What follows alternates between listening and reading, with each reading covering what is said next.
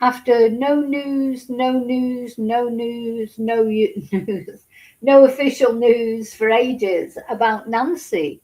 That's another thing that's been talked about overnight. Now, some people, they're calling it a break in the case with the DNA, but this is DNA actually. It's not really a new thing, but it's just seems to be being talked about, and it makes me wonder. Suddenly now they're talking about a hair or hairs that were found at the scene that have been at this is the Nancy Guthrie case, of course, just to remind you. Nancy, 84, stolen from a bed in Tucson, Arizona. And months ago now, months really, a good couple of months ago, there's not been any real proper developments, has there, in the case, except for in the first week, when there were a couple of detainments of people, but it came to nothing. And really, all we do know is, for certain, is Nancy was taken, and she was taken by this person. This is the images that were caught on the CCTV camera of the alleged perpetrator, or the person who they think is perpetrator. Now, so as I say, apart from the first, there was a bit of a flurry of activity in the first couple of weeks, and then since then it's been as quiet as anything. All the streamers have gone now. The neighbours have made it really difficult for the streamers to operate. They're bloody calling the police at every opportunity. Do you know, if only these neighbours wouldn't have been quite so attentive before, maybe Nancy would never have been stolen from her bed at 3 o'clock in the morning. You know, you just think, for God's sake, so they're whinge about streamers who are out there, who are, at the end of the day, whatever you think of them, whether you think they're doing it for clicks or this, that, the other, they're still there doing it. They do care, I think, about whether Nancy's perpetrators are caught or not. And the neighbours, now they don't, oh no, they don't want them there. They don't want anybody there. They're getting in the way. They're doing this, they're doing that. Shame those neighbours weren't quite so observant when poor Nancy was snatched. Sorry, that's the wrong one that was shown there. No, makes me a bit angry actually with the neighbours, because I know if I lived there, I'd be thinking, oh my God, please, yeah, until the perpetrator's found. And this is my content. Once the perpetrator's found, I completely agree. Shouldn't be anybody out there. The perpetrator's caught, leave it alone then. That's the time to leave it alone. But while it's been like a cold case and we still don't know who this person is, and they could still be roaming around, even Sheriff Nanos even said it could happen to anyone. He said so many things, hasn't he? Started off saying, no wider threat to the community, and then later on he said, oh yeah, there is a wider threat to the community. Yeah, it could be anyone. This could happen to anyone. You can't believe a word that comes out of this joke's mouth, this joke sheriff's mouth. But anyway, yeah, so if you were one of the neighbours, you'd be thinking, until this person is caught, how could you even sleep? If you were one of the neighbours of this poor woman, and this guy's still at large because he hasn't been apprehended yet. Now, I just wanted to show you something, because I've got this, I don't know who took Nancy. I have no idea what my own conviction, if you like, or belief is. It is somebody who knew her. And it is somebody who not only knew her, but knew the area well. They were very relaxed. They weren't nervous. It was pitch black. Don't forget, if that was an area that you didn't know, or a place you didn't know well, I think you would be much more nervous and apprehensive. That person, when they walked up to the porch, and that they looked completely comfortable. They didn't look uncomfortable at all. So my personal opinion is it's somebody local. It's somebody who knew Nancy and knew her property. I don't know why they did it. It could be a money-based reason. It could be a burglary. It could be a personal grudge against either her or Savannah, her daughter Savannah, who of course is the famous TV news anchor on the Today Show in America. Now, I don't know what the reason was this person targeted Nancy, but I do think that they did target her. And as I say, I think they're local. They're so comfortable. You know, they weren't walking around as if they didn't know that house. You know, they didn't look nervous. They don't look nervous at all. And I was listening to, I think he's called Gary Brucato or something, very interesting guy talking on the Brian Ensign show, and he was saying that, I think it was him anyway, because I've watched that many podcasts, you know, even sort of seasoned burglars, they're always a bit nervous, you know, when they go out to do jobs and things, because they never know how it's going to go. And this person surely would be especially nervous because he's going in there in the early hours of the morning when Nancy was actually in there. And she might be an old lady, but you still makes everything unpredictable, doesn't it? Most burglars, they go into houses when there's nobody there. Nancy had been out all evening at Annie and Tomato's house, hadn't she? She'd been. Why did they not go and burgle her then? If it was a burglary. So this is Annie, Nancy's other daughter, and her husband Tomato. They lived just up the road. The night before, Nancy had gone there for a games night and dinner. Why didn't they burgle her then? But no, they waited for her to come home. So they were after Nancy. I personally think they were after Nancy. Or if not Nancy herself, some information that Nancy could give them. You know, there's been talk, was there a safe in the property and did they need Nancy to get the combination? But this person or people, if it turns out there's more than one person involved, it was Nancy they were after. They weren't robbing her house. Then Nancy was going to church the next morning or going to her friends to watch church, watch a live stream, church live stream that she did every Sunday. So just a little bit of investigation into Nancy's habits. They could have waited till she left the next morning and gone in and burgled. So I don't believe it was a burglary. They went in for Nancy. They either wanted Nancy herself or they wanted some information that Nancy could give them.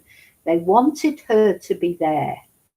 You know, they wanted, you know what I mean? It's like they didn't go in thinking she wasn't there. They went in there knowing she was there for some reason. So that was either to take her for ransom, to do something in particular to her, which doesn't bear thinking about, or to get some information from her, maybe a safe combination or PIN numbers on her bank accounts or whatever. They wanted Nancy. And as I say, Nancy might be 84 years old and, you know, maybe they thought she would be an easy target. But even 84-year-old ladies can be feisty. You know, at the end of the day, I always think if that ever happened to me, I'd rather they just kill me there in my bedroom. Do you know what I mean? It's like they're not taking me anywhere. At least what I always say. You know, I'm always struck by Ted Bundy saying, "Don't ever get in anyone's car." Ted Bundy giving advice to prospective victims, but he said once you get in the car, it's over. You know what you should do, because somebody asked him in an interview I was watching, what should you do if somebody tries to kidnap you, to abduct you? And he said, put up the biggest fight of your life. Don't get in the car. So even old ladies can put up a fight, you know, some sort of a fight, try their best. And to me, so maybe that's what happened. Maybe that's exactly what happened. Maybe Nancy did put up a fight, and that's why, you know, where the blood came from, because remember the blood on the porch. Maybe, you know, she did put up a fight and they hadn't been expecting her to put up a fight, and that's why they had to hurt her.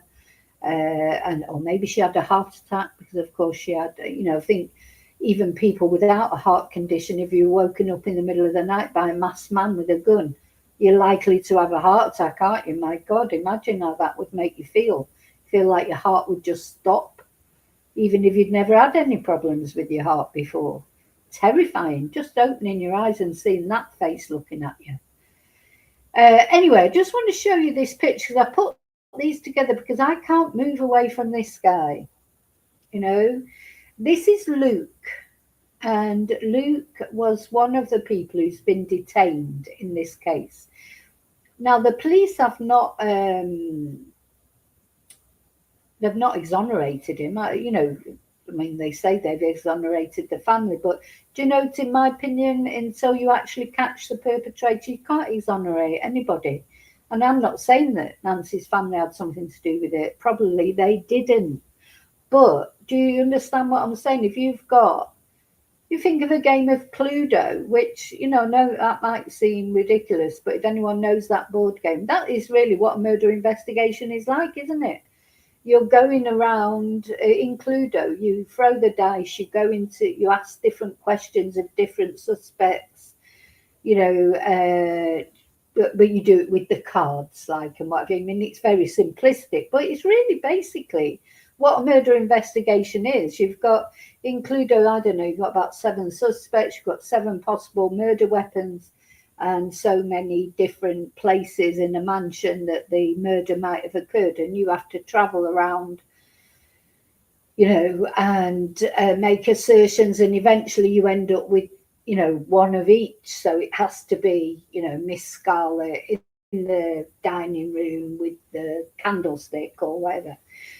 And to me, that's what it's like in a murder inquiry. Until you know that until you know for certain who the person is who's done it, how can you exonerate anybody? You go, all right, they might have an alibi, or they might have this, and you can say that you don't think they're anything to do with it. But really, until you've actually caught the perpetrator, I personally don't think you can say that anybody isn't the perpetrator. Now, this guy Luke, I wasn't really particularly suspicious about him until he did that interview with Brianna, where he's got so many clothes on. He's shaved as well. He's clean shaven. Is he? Now, I don't know if he was normally clean shaven or if he shaved because he didn't want to show he had any facial hair. I think, and obviously the picture in the middle of the perpetrator, you can't tell if it's him or not. And the perpetrator seems to have these very dark eyes. And the reason I put up the picture of Charlie Chaplin, because this has haunted me a bit. Every time I look at that picture of the perpetrator, I feel like they've got some makeup on around their eyes. And the beard and moustache, now it could be just the lighting, from the camera, just seems sort of suspiciously dark. Like in the silent films, Charlie Chaplin, he would wear the eye makeup and the black moustache, because when your films that you're making are only black and white, you've got to stand out, haven't you? So it's not only Charlie Chaplin, but of course all the stars then from the black and white films would do that. They would put quite striking eye makeup on, and you've got to make a statement in a different way because it wasn't colour. So you can't make when you came to other films later on, like which were beautiful, like Gone with the Wind, etc., with the colour that was in them, etc. But with the black and white films, you had to make a statement with black and white. That was the only thing you had. And every time I look at this picture of the perpetrator, it reminds me of Charlie Chaplin because it looks his eyes look almost too dark. And his moustache and goatee looks almost too dark. So, but is that just the lighting? Because door cams, they don't give you accurate representation of colours and things like that, do they? And then I'm also struck, as always, by his rucksack, because it had reflective strips on it. And I just think, why would you wear a rucksack with reflective strips when you're going to rob someone or abduct someone, wouldn't you wear black clothing and try and look as inconspicuous as possible? So, and then I can't move away from Luke because of that interview that he did. He had too many clothes on. It was 100 degrees apparently, and he had like great big jacket on. He looked like he had more than one jacket on, unless he had a bulletproof vest on or something. He was buttoned up to the wrists and he was sweating, And the woman that interviewed him, Brianna, she had a little tiny red dress on. And she actually answered me on Twitter and said it was really hot, but, I can't answer for Luke. Maybe that's his posh clothes, that he just wanted to look respectable with his tie, his jacket, and his shirt buttoned right up to his neck. But yeah, so I just put this thing together because this is something that plays on my mind a little bit. This perpetrator, I wonder if when we do find out who it is, if we'll be completely surprised, that it'll, bit like in the Rachel Marin case, when the perpetrator was finally caught, he looked nothing like the door cam footage. Because the fishbowl lens had made him look bigger than he was, broader than he was. He was just a little sort of he was wiry, he had muscles and that, but just right. You wouldn't have known it was him from the door cam, the murderer of Rachel Marin. And the photo fit that they put out of him looked nothing like him. So I just wonder if when we do find out who this perpetrator is, and I'm not saying it was Luke, I just put these together because he's just someone who keeps playing on my mind because of how he was dressed up so warmly for that interview. Although it was 100 degrees. I think it might be a massive surprise when we do find out who it is. I think it'll be somebody that Nancy knows. Statistically, that's what this guy said on the Brian Enton thing, and he knows. Statistically, it is normally somebody and I do think this person just felt very comfortable. They were in that house for 40 odd minutes as well. They weren't panicking, were they? Or not that we know of. And pitch black house, difficult to sort of see in front of your face. So surely, in my opinion, I think he was comfortable in that house. Didn't make a mess. Supposedly immaculate, some of the rooms. He went straight to Nancy's bedroom, did he? How did he know? How did he know which one was Nancy's bedroom? Unless he knew the house. Just my thoughts, that's all. Means absolutely nothing, just my thoughts, my own opinion. So, what's that? Oh, hello, I've missed a couple of people coming in. Hi, Moonbeam. You've been lurking for a bit. Hi, Joanne. Hi, David. Yeah, it could be a school rucksack. Yeah, could be. But do you understand, do people agree with me? Would you take a reflective rucksack with you? That's the sort of thing you put on if you're walking down a dark road and you didn't want cars running you over, or if you were on a scooter or a motorbike or something. Why would you want to draw attention to yourself with reflective strips? Or was that the only rucksack he had? But surely if you're a seasoned burglar, you would have a burgling rucksack, wouldn't you have a rucksack that you took burgling? And then I'm also intrigued, as you know, with the fact that it was packed. The rucksack was bursting at the seams with something, but we don't know what. Anyway, so what's the development been? Well, it's very interesting, I think. Not only because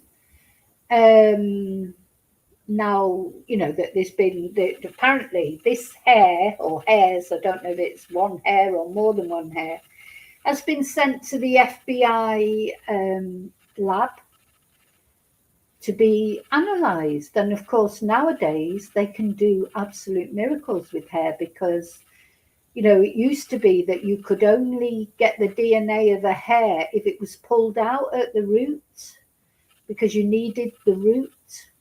Now you don't, you just need the hair. They've made such advancements with DNA technology. A hair, whether it's pulled out at the root or just falls off your head, they can get DNA off it. So suddenly this morning or overnight, they're announcing, that they're sending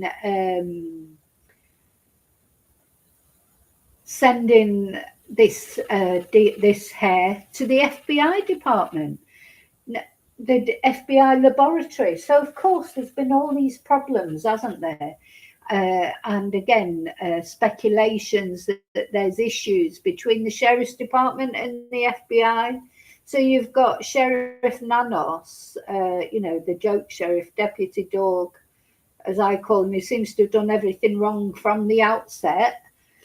And he's been clashing with the FBI. I mean, he denies it, but he has.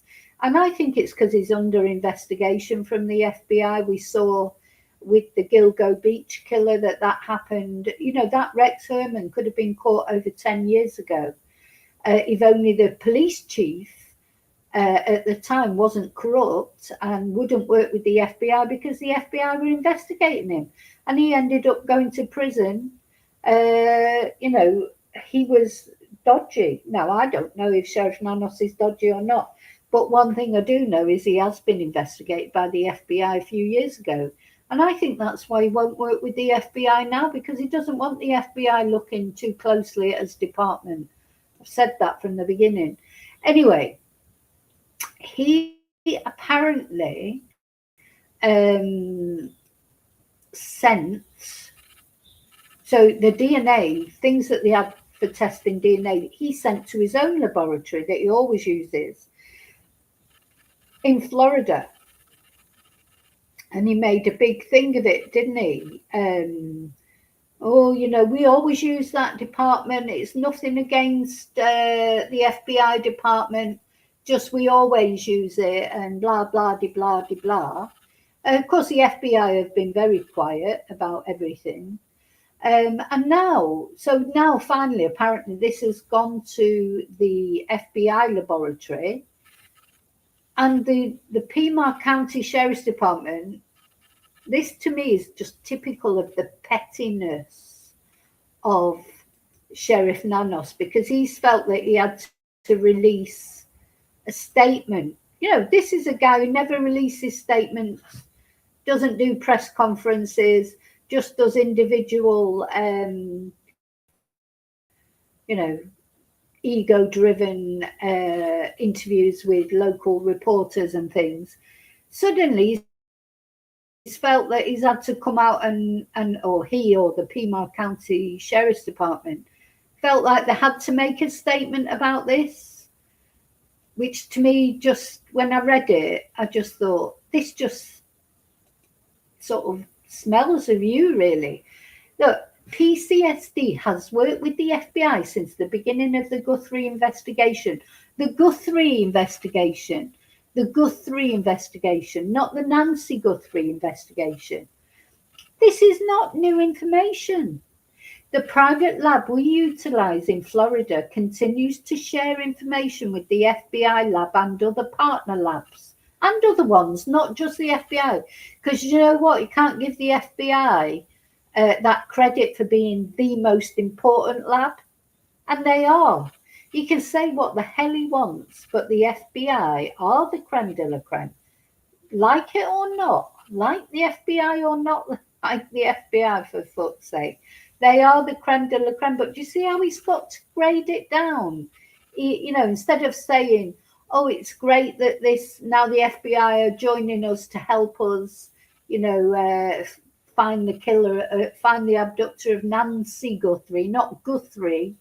He just can't bring himself to do that, can he? He's a very petty man. This man, honestly, I get very, very bad vibes off this man. Sooner he's gone, the better. I mean, not that it affects me. I don't live in Pima County. But from what I can gather, they'll all be a lot better off if he wasn't the sheriff. So yeah, PCSD has worked with the FBI since the beginning of the Guthrie investigation. This is not new information. The private lab we utilize in Florida continues to share information with the FBI lab and other partner labs across the country. DNA analysis remains ongoing. So you know what? You just can't give the FBI any credit, can he? And the other stupid thing that they did, the Piedmont County Sheriff's Department. So this poor lady, another Nancy, a vulnerable adult, she went missing, Nancy Radakovich. So notice he was referring to the other Nancy as the Guthrie investigation. So anyway, there was a missing person bulletin put out for this Nancy Radakovich. Then when she was found, very thankfully she has been found, located. Update, Nancy has been located. So can you imagine that people when they first saw that, it's like, oh, what? Nancy's been located? Because some people wouldn't know about Nancy Radakovich. And the thing is, why suddenly now they're saying Nancy, but not making it clear and saying Nancy Radakovich. But when they were talking about Nancy's abduction, they called it the Guthrie case. You know, the horror. This sheriff's department, honestly, they're just ridiculous. Personally, that's my opinion. Absolutely ridiculous. Okay, so let's just look at some other articles about this. So the FBI, so this is ABC News.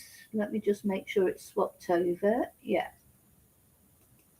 So the important news is the FBI recently received. Why have they only just received it? That's the other thing I like because he sent it to his lab in Florida first. Probably they've not got anywhere with it. Anyway, because he did do that. He sent it to his own lab instead of using the FBI lab, didn't he? So now the FBI recently received and is now analysing potentially critical DNA recovered from the Tucson, Arizona home of Nancy Guthrie. Sources familiar with the investigation told ABC News. Well, thank God for that. Now, have they only just received it, or have they had it a while now? There's another sort of train of thought that maybe. So this is the first official news that's come out for ages. And why is that? Do you think the FBI maybe have been behind releasing this news? Maybe they're trying to make somebody, get anxious, like that, oh God, they've got this hair or hairs or whatever. Is there something behind it? I don't know why, but I get this feeling about this case that there is this grudge between Sheriff Nanos and the FBI, and there's a bit of a tit for tat thing going on. But anyway, then TMZ said Nancy Guthrie's cold case wasn't a cold case. It's not. Might have been a couple of months, but it takes longer than a couple of months normally for cases to go cold. So I don't agree that it was a cold case. Gets a revival as the FBI analyzes key DNA evidence. So let's hope something comes of that. Oh, there was that enforcement activity last night as well near Nancy's home, but I don't know if that was connected with Nancy's case or not. But the big news really is that the FBI have got this information. Now, other information, if you like, or information that's been poo-pooed, because there's been a lot of talk.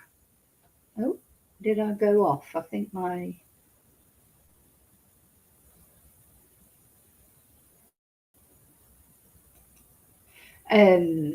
I think my voice might have gone off there. But anyway, I'm back now, I think.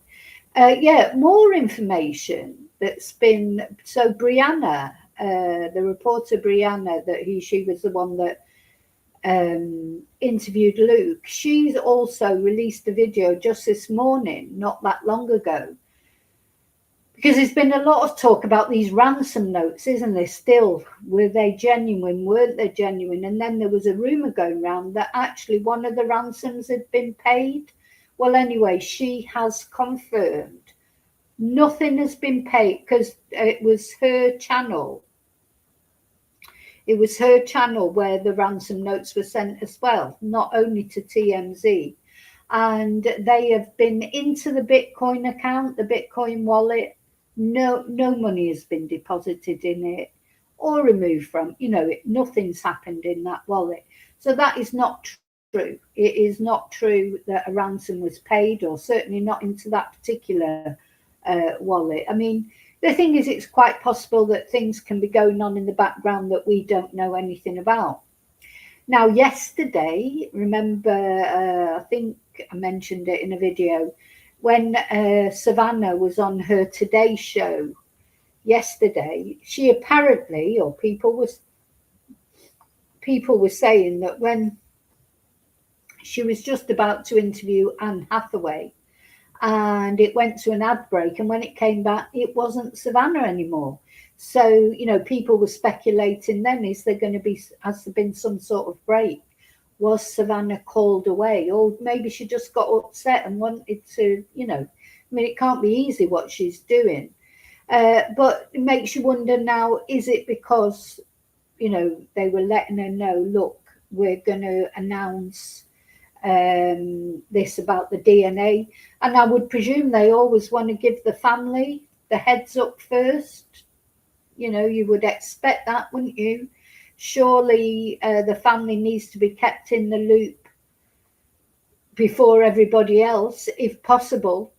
Sometimes you can't keep the family in the loop for whatever reason, but surely if you can keep the family in the loop, they would be the first to know about things. So that's where we are, basically, with Nancy. It's not much of a development, is it? But at least it's a little development. It's it's more than there has been for a few weeks. Now I'm just seeing, is there anything else that I wanted to... I'm just making sure I've shown you everything I want to show you. Now I'm hoping to be back later on today, hopefully. I want to show you that song again, which I've probably lost now.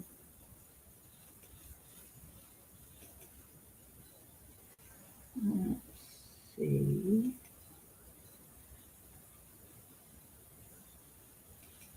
So I'm going to finish with the song if I can find it. Thank you for caring about both Celeste and Nancy, of course. Actually, I can't find it, but next time I do a video, not only I'll have the song, but I'll have a video for it. So listen, thank you for watching. Thank you for caring about these two women. Two women, very different in ages. Celeste only 14, 15 years old. Someone's been arrested. Hopefully it'll lead to justice for her. And Nancy, the opposite age group, isn't it? 84. Just shows you're never safe, no matter what your age, where you live. You've always got to be vigilant, haven't you? Anyway, so let's see what happens with that. Hopefully we'll get some answers sooner rather than later. Thank you for watching. Please look after yourselves, because I'd miss you if you weren't here chatting with me. And until I see you again, may your God go with you. Thank you so much.